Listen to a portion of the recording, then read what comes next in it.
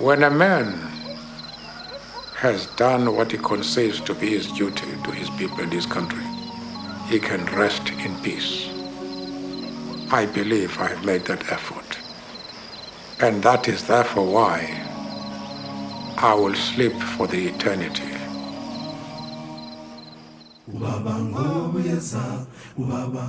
Nelson Mandela, who led the emancipation of South Africa from white minority rule and served as his country's first black president, became an international symbol of dignity and forbearance.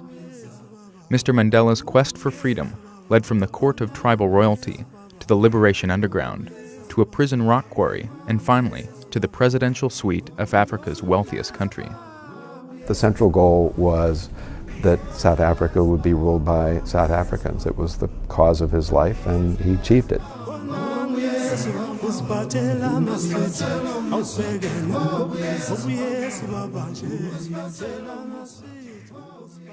Mandela first came to the world's attention while serving a life prison sentence for sabotage and conspiracy to overthrow the state. He would become the personification of opposition to South Africa's brutal apartheid regime.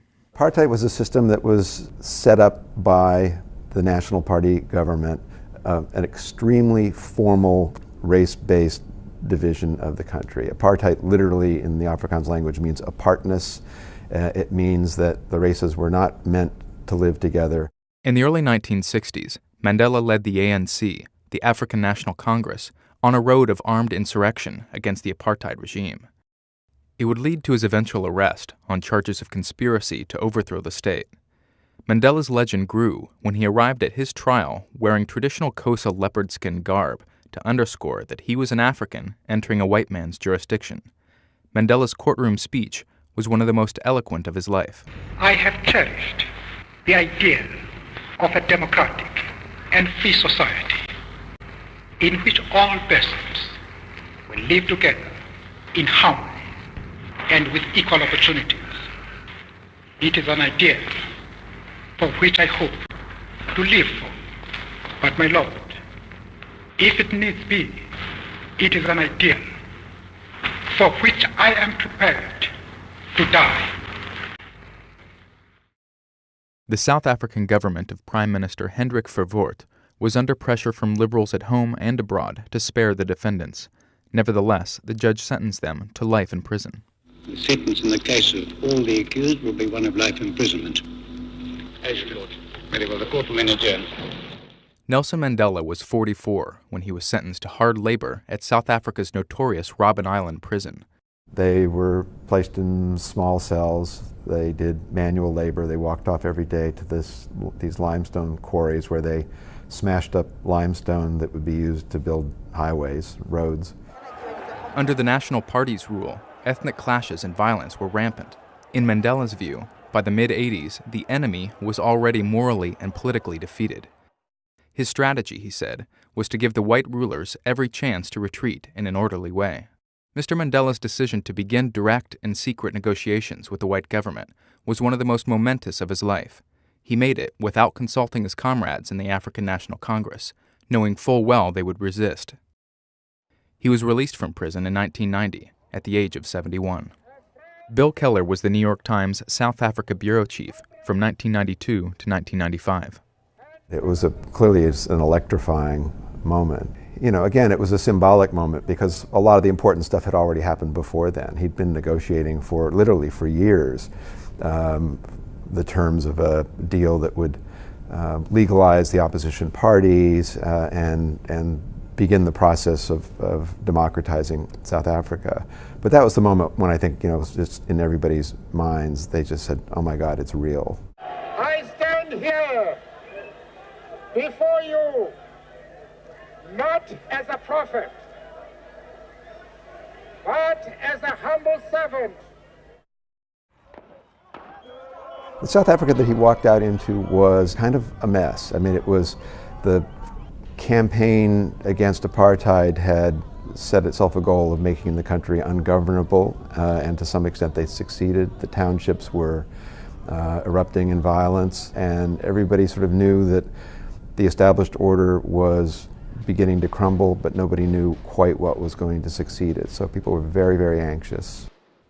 2 years after Mandela's release from prison, black and white leaders began negotiations that would lead to the end of white rule. All the while, extremists, black and white, continued to use violence to tilt the outcome their way, as Mr. Mandela and the white president F.W. de Klerk argued and maneuvered towards a peaceful transfer of power. The key to the deal was the decision on the part of the ANC that they would share power for the initial stages of a new democracy, and that the president would have 2 deputy presidents from other parties who would participate in the governance of the country. Having established this constitution, they then had to prepare for something that South Africa had never seen, which was an honest-to-God election campaign in which most Africans got to participate. It was an amazing spectacle. He campaigned in white neighborhoods too and went to white events, but the unforgettable thing was to be in one of these small soccer stadiums in an African township. People sitting up on the tin roof, and then you sort of see this sort of dusty trail of cars approaching, and they'd arrive in the middle of the soccer field, and Mandela would get out and the place would just erupt. And it was, profoundly moving, I have to say. Again, elections are just the starting point of democracy, but there is something about watching people get this privilege who've been denied it for a long time that you can't help but be moved. The African National Congress won 62% of the vote, earning 252 of the 400 seats in Parliament, and ensuring that Mr. Mandela, as party leader, would be named president when the Parliament convened. He had a cabinet that consisted of some of the people who had been his arch enemies. He didn't much like either of his deputy presidents. Thabo Mbeki, who succeeded him, was not Mandela's choice to be his successor. And F.W. de Klerk, who shared a Nobel Prize with Mandela, the two of them had a relationship that kind of seemed to veer between tolerance and loathing. While Mandela disliked and blamed de Klerk for much of the trouble in South Africa, he did praise him for having the foresight to see the reality of the situation and for having the courage to face it. Many whites ended up despising de Klerk as a sellout.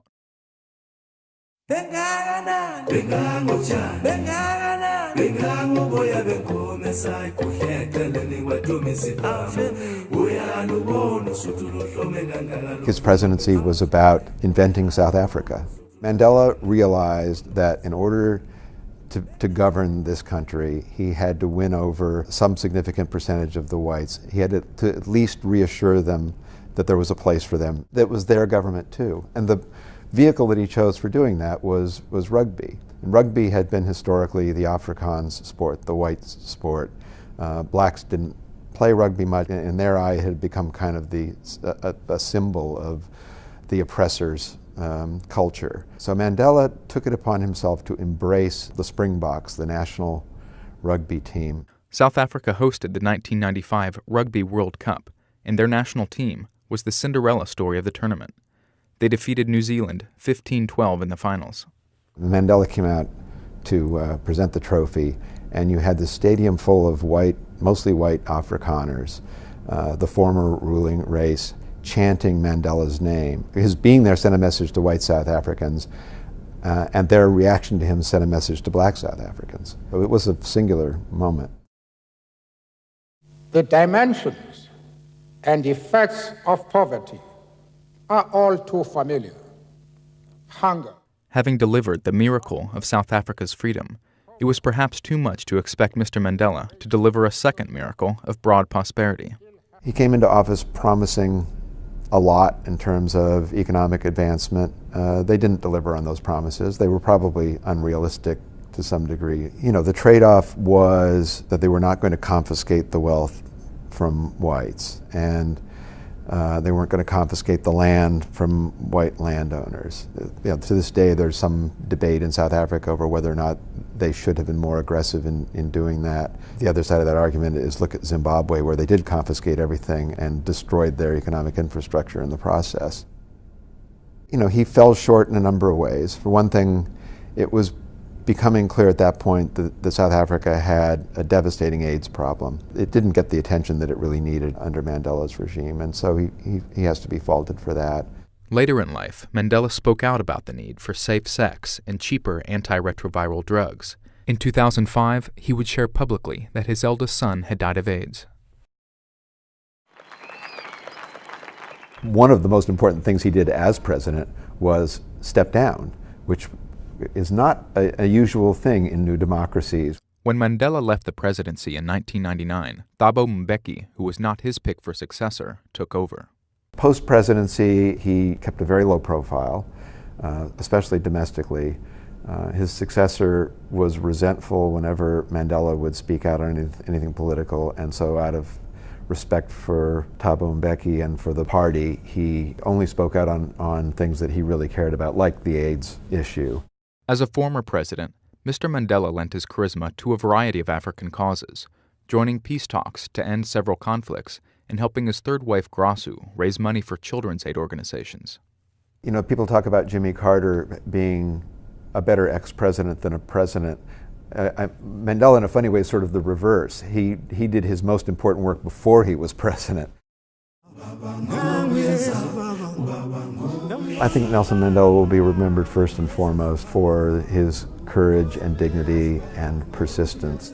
I think he deserves to be remembered as a man who made a free South Africa possible and who did it by behaving not like a revolutionary but like a politician, by sheer patient, disciplined compromise and negotiations.